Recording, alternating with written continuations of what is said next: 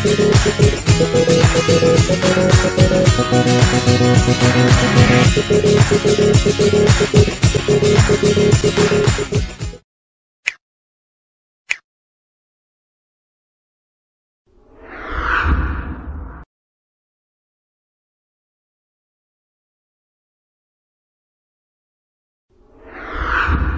Sekjen, Wakatum dan seluruhnya pengurus, maafkan saya tidak sebutkan satu persatu.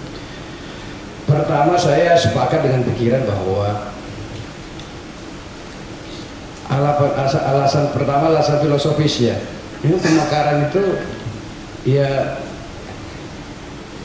atau pengembangan organisasi pemerintahan berbagai jenis dan bentuknya ya memang secara filosofi memang dibutuhkan karena tidak ada sesuatu yang statis gitu. Jadi pemerintahan itu dipandang sebagai organisme hidup.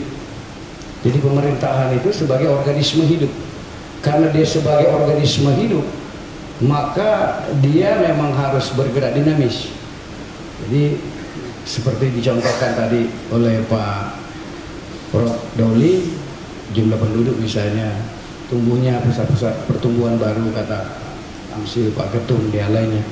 Jadi secara filosofi memang ini memungkinkan. Yang kedua, yang kita bicarakan hari ini dan Pak Prof. Kolas lakukan hari ini, saya juga hadir di tempat ini yang wakili Menteri Dalam Negeri. Ini adalah sesuatu yang legal dan dijamin secara konstitusi. Undang-undang dasar kita memang menjamin bahwa memang ada negara Indonesia terdiri daerah-daerah gitu. Kemudian dan ini hukum positif kita. Jadi undang-undang pemerintahan daerah memang mengatur bahwa dalam hukum pemerintahan daerah ada pemekaran itu. Jadi kita tidak bisa memang menutup mata ini. Jadi kecuali sedangkan yang sesuatu yang belum ada hukumnya saja dimungkinkan dilakukan, diciptakan hukumnya. Ini hukumnya sudah ada. Hukumnya udah ada. Jadi ini sesuatu yang legal.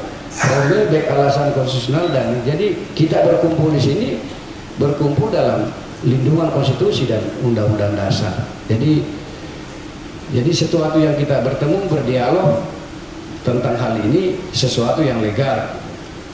Nah, jadi dan terus terang hukum-hukum tentang pemerintahan daerah ini kan berubah-ubah. Dari dulu berubah-ubah. Mulai dari tahun 45 kita bikin undang-undang, reformasi Undang-Undang 22 99, ada Undang-Undang 32 2004, kemudian ada Undang-Undang 23 2014. Hukum-hukum tentang penataan daerah dan pemekaran daerah juga berubah-ubah, termasuk 574 dulu. Dari waktu ke waktu berubah-ubah. Makanya tadi di waktu yang sama saya memahami pemikiran Wakil Ketua Balik dan Pak Ketua Balik. Ya apakah model gitu penataan daerah atau sistem penataan daerah atau cara penataan daerah yang diatur dalam Undang-Undang Pemda hari ini dengan 2015 masih kompatibel dengan kondisi objektif negara kita atau tantangan baru pemerintahan kita yang memerlukan kecepatan menghadapi situasi global regional yang hari ini sangat dinamis perkembangannya gitu. Bahwa kita semua sepakat bahwa negara Indonesia akan menjadi kuat kalau daerah-daerahnya kuat, sebaliknya juga daerah-daerah kuat kalau akan membentuk negara ini menjadi lebih kuat. Saya kira pada patok pikir itu kita memiliki kesamaan yang sama gitu. Nah, kalau kita mau memekarkan atau pemetaan wilayah menggunakan undang-undang tersedia, saya kira saya tidak perlu jelaskan sedetail, nanti saya simpan filenya. Ya hukumnya yang yang hari ini, bahwa dia harus dibentuk peraturan pemerintah dengan PP tentang penataan daerah, kemudian desain besar penataan daerah. Dua-dua PP ini rancangannya sudah selesai sebenarnya di pemerintah, sudah kita lakukan. Hingga hari ini belum ditetapkan menjadi peraturan pemerintah karena pemerintah masih pada posisi kebijakan moratorium. Jadi bukan tidak dikerjakan sebenarnya oleh Kemendagri tentang PP ini. PP ini sudah lama didiskusikan juga bolak-balik dengan berbagai pakar, dengan berbagai forum, dengan berbagai macam segala macam. Yang belum adalah kedua PP ini belum ditandatangani, belum ditetapkan karena pemerintah pada posisi kebijakan moratorium.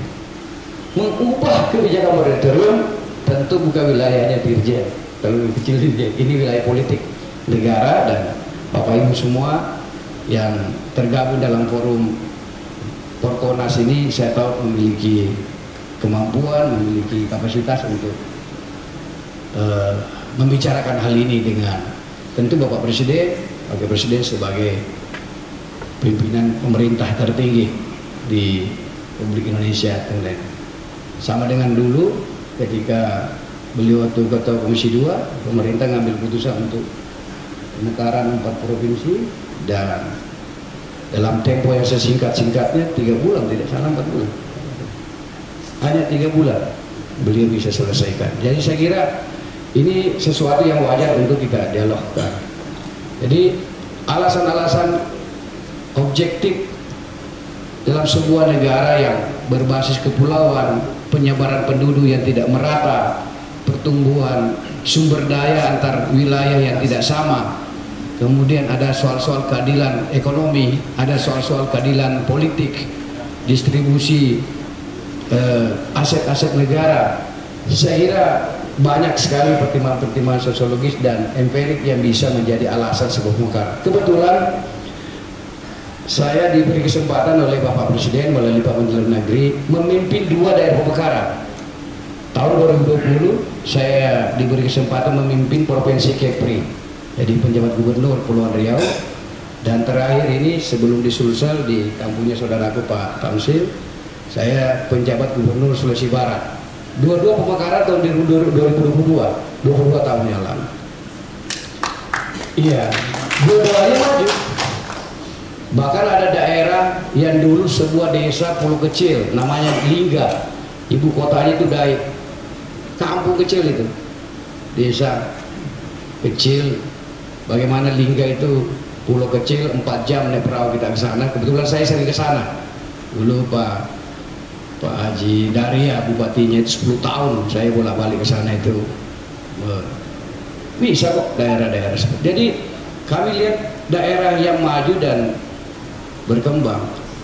Jadi mungkin perjuangannya memang kalau untuk pemekaran atau pembentukan organisasinya baru memang satu tahap perjuangannya organisasinya. Yang lebih penting lagi bagaimana mengisi otonomi daerah atau daerah otonomi itu memang diatur dalam undang-undang Pemda. Nah, jadi kan ini kan ada ketidaksamaan pengaturan di awal dibentuknya undang-undang dengan di awal dibentuknya sebuah daerah dan cara mengelola daerah dari waktu ke waktu kan berubah dari 99, 2004, 2014. Nah, akibatnya apa? Konsistensi untuk mengisi otonomi daerah juga persoalan.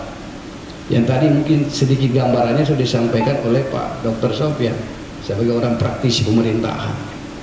Jadi memang di satu sisi ini soal manajemen pemerintahan daerah, otoritas-otoritas apa yang dimiliki oleh gubernur, bupati, wali kota, dan DPRD setempat, itu memang bagian yang memang yang patut untuk didialogkan kembali, karena akan menjadi rumit juga, bukan rumit ketika daerah kita dimekarkan tetapi daerah tidak memiliki otoritas sama sekali untuk bagaimana menggali potensinya gitu. Udah pasti gagal, Pak. Kita kasih mekarkan sebuah organisasi ya, tapi kita tidak kasih otoritas. Organisasi apapun pasti sebelum dibentuk udah pasti gagal. Secara ilmu pengetahuan kita bisa rencanakan kegagalannya dengan baik.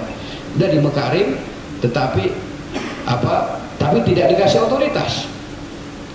Jadi dua hal ini secara substantif harus kita bicarakan menurut saya, menurut pandangan pribadi saya, bukan pandangan pemerintah Pak, ini pandangan Bahtiar Dirjen Polpo Mendagri.